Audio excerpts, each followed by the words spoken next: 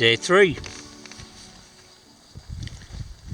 This is where I tell you what a fantastic night I had. You can't beat bivouacking out on a ledge halfway up a Scottish mountain. What a load of rubbish that would be. There's been a bit of a back eddy here coming round this rock. I have been protected from the worst of the winds, but this tarp has been flapping all night. I got in bed with my trousers on in the end because I didn't bother changing into my slinky black underwear. I honestly thought I was going to be up in the middle of the night chasing this tarp off down the hill. But surprisingly, it is still all attached to the guy ropes I put in. I've not had a comfortable night. I woke up. Now the principle of me being wedged between a rock to stop me sliding down this hill sort of worked. But a couple of times I woke up to find myself perched on top of this rock like this, about to roll off the other side. I got woken up 2 or 3 times by cold feet. Ha!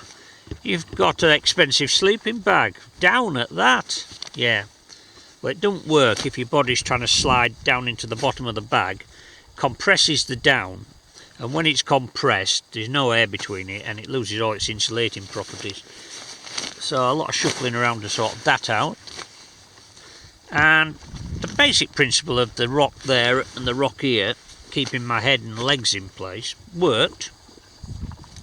Problem is the rest of my body tried to slide down the hill, so my spine now seems like it's a totally different shape to what it was when I went to bed.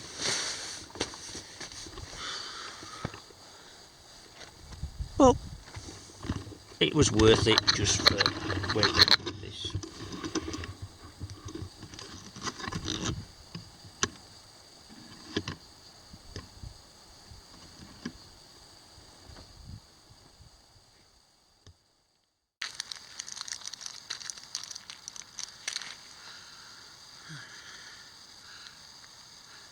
Well, I'm up.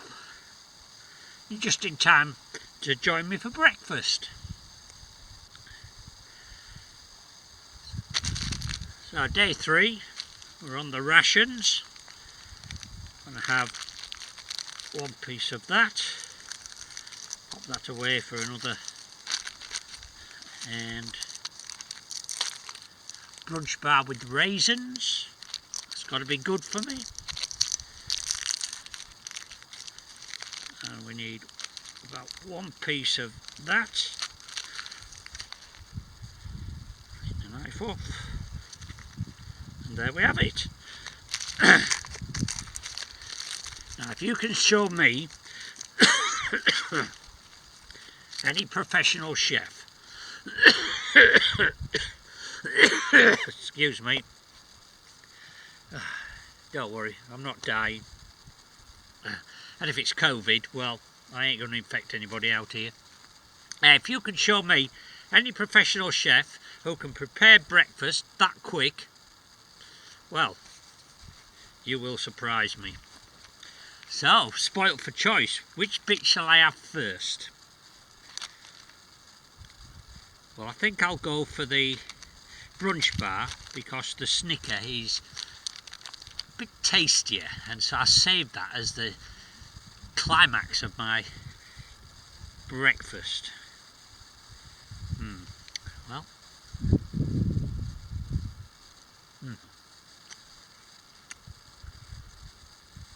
got to eat it slowly, savour every moment. I'm going to swill it down with some water.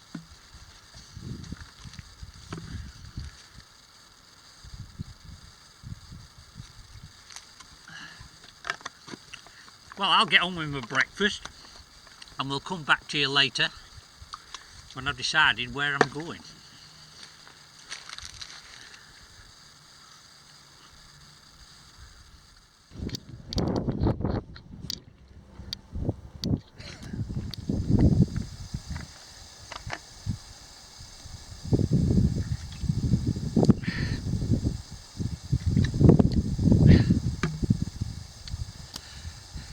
Right, I'm all packed up.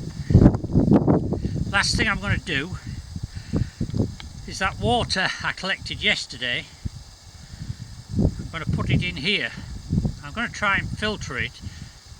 I think it's reasonably clean, but I did see a few bits go near it. So I'm going to use my buff as a filter. It's quick drying, so it won't stay wet for long. I'm just going to pour this in here. I'm going to have to be very patient because there's 1 litre of water and it takes time.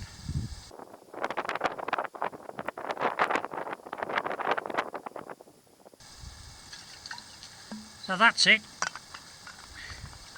This water has been all night with Puri tabs in.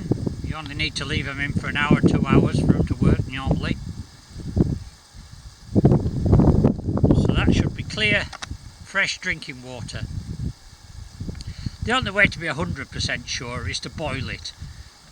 But as you can see, I haven't got a lot round here to start a campfire with. So that's it. We're going to just take a walk to the top of the hill again, and I'm going to decide where to go. I think I'm just going to head north, and I'll have a look on the map. Got the compass. One of the weight saving measures I took, and you might think this is a bit extreme, was I left my GPS out. That also comes with so many AA batteries for spare, because it just burns through batteries. So there's no GPS, just the map and compass, and the sun, of course. Oh, just if you're interested what I was wittering about down there when we were coming through the forest, the sun at the moment, say between 6 to 11 o'clock-ish, it's moving about 12 degrees every hour, and then it slowly drifts into about 16 degrees, round to about 2 o'clock, 3 o'clock, and then it starts to drop off again, 15, 14. So as long as I know what time it is, I can find out the time anyway by using the sun, but if I've got my watch, if I'm walking in a straight line for an hour, I know that the sun mustn't move more than 12 degrees, or if it's that time of day, 16, to the south of me. So it just gives a rough indication that you're still walking in the right direction. And yesterday I could tell after an hour that I was drifting too far to the south, hence I had to climb up that bloody stupid big hill. Right, let's get on.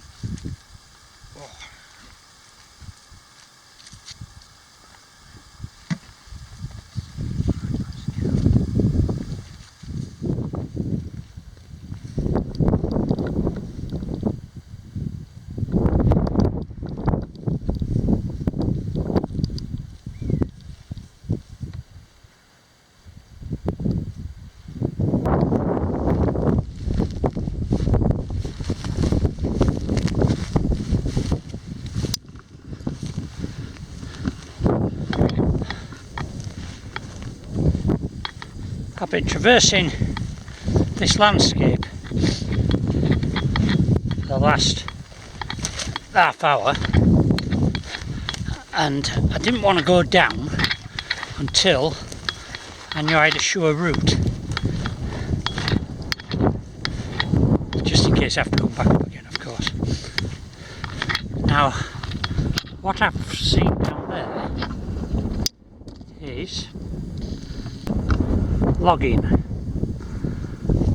and where there's logging there's a road, so the plan is to still stay on the higher ground, work my way around to the right and follow that ridge down towards them trees, and hopefully pick up a road that will take me down to somewhere where I can get a night's sleep.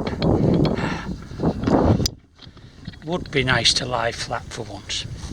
Okay, plod on.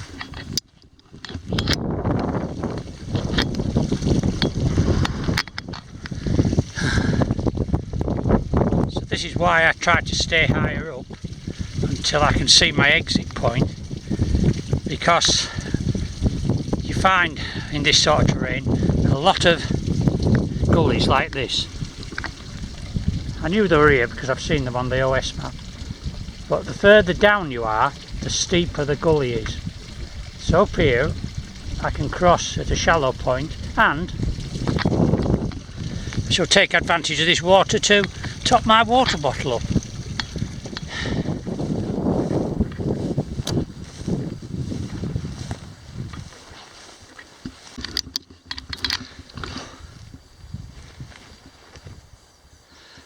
Now I've got down to what I thought was what I know is an open route, take me down to the road, but I also suspected the reason there was a gap in the trees was because it's a water course, which means basically that the ground is absolutely boggy and you don't really want to be sinking in it. So what I'm trying to do at the moment is stick to the left of the marsh. If you take a look down there, and I can tell by all the droppings on the floor, this is a route that deers have used, and they don't walk through the middle of that stuff if they don't want to, and so neither will I. So I'm just going to try and stay in their tracks until we get down. Of course they may decide to go left, right or back up the hill, and I definitely won't be doing that, even if I've got to wade knee deep through water. So let's crack on and see how we go.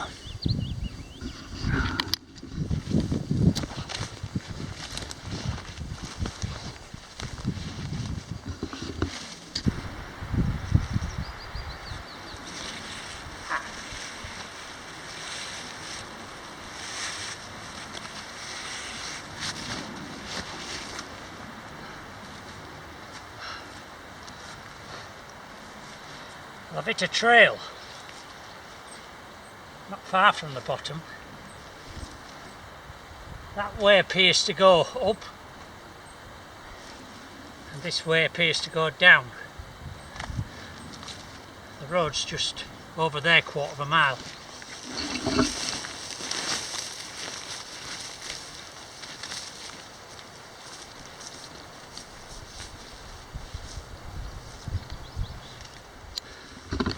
I've been walking this way for about 7-8 minutes now. I was starting to worry I'd made the wrong decision, but I don't think so. If I'm not wrong should I say, that is a turning round point for the trucks which come up here to load timber. And if a truck can get up there, I can get down.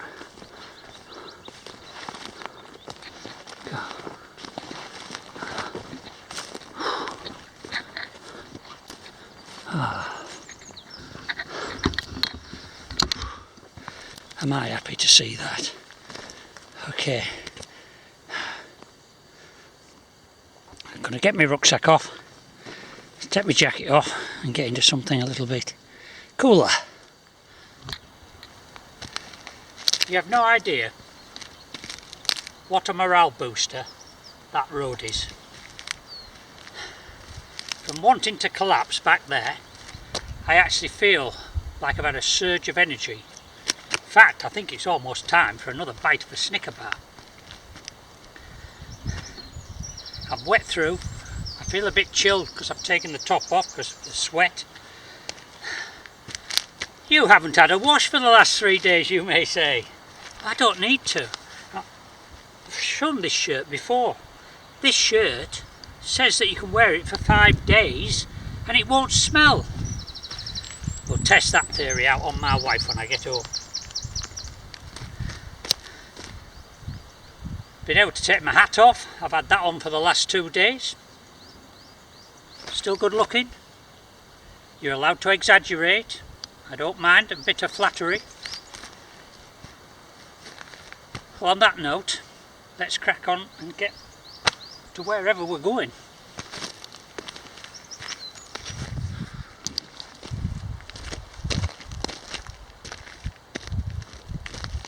Now you may wonder why I'm always worn out. Well, it's because I don't have a cameraman. So this is what I have to do every time I want to film myself.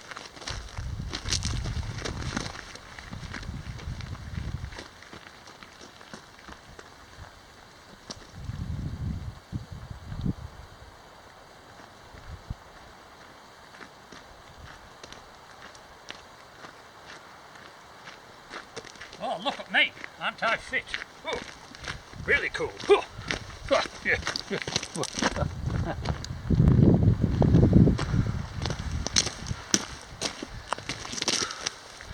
What a load of bollocks.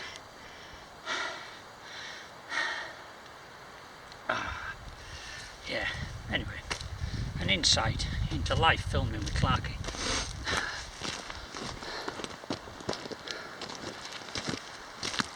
And the reason I run up there is because I've only got limited battery life and space on the card for filming, so I try to make it as short as possible.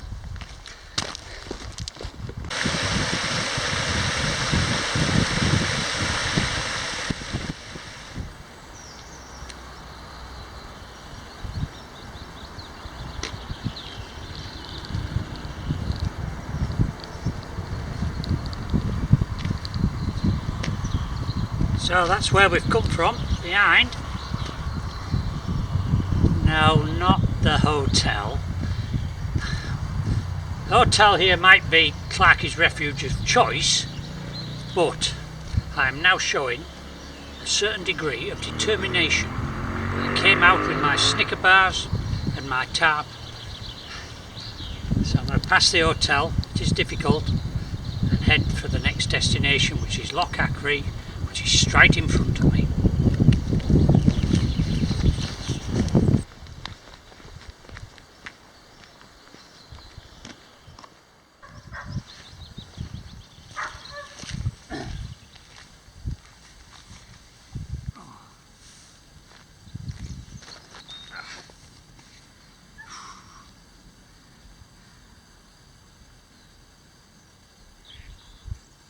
Well, it was a couple of miles further than what I originally thought.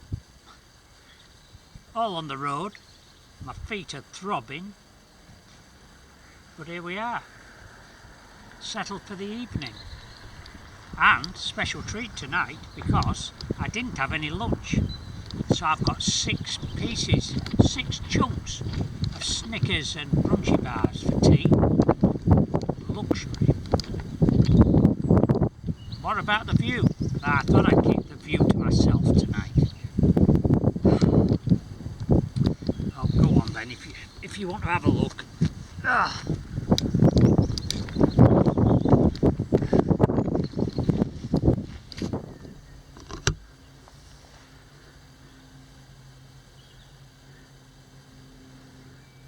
Well, that's about it for this trip.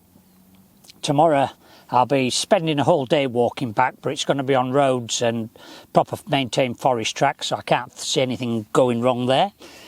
The reason I come up here at this time of year or earlier is simply because I want to get away from the midges. Now the midges appear in a week or two's time, but I say the midges, only the males. Now the males, they're alright because they don't bite. Yeah, I wouldn't mind being a male midge, I'd be quite friendly. That is until I found out that the females come a week or two later. Now, what they want from the males is they want a bit of didgeridoo. Well, she's fine, the males are looking forward to that. They've been in the ground all hibernated all winter. Problem is, once they've finished their didgeridooing, they die. Well, and then, what happens next? The females are pregnant. So they need to feed their unborn young. So they come round and they take chunks out of people like me and leave me itchy and scratchy. So that's why I never come to Scotland on the west coast after end of April. So I've had a pleasant trip and I haven't got bitten. I probably wouldn't have got bitten even if they'd been out, because the midges, they don't like sunshine. They don't like winds over 7 miles an hour because they've only got tiny little wings and they can't fly in any wind stronger than that. So I'd have probably been safe if it had been a little later. But no, it's been a great trip. The weather's been fantastic. The pain has been horrendous as usual, but that's just life. We have to get on with it. We have to enjoy it. So put the pain to the back of your mind and get out and make the most of this beautiful countryside we have in this country while you can, because life is short.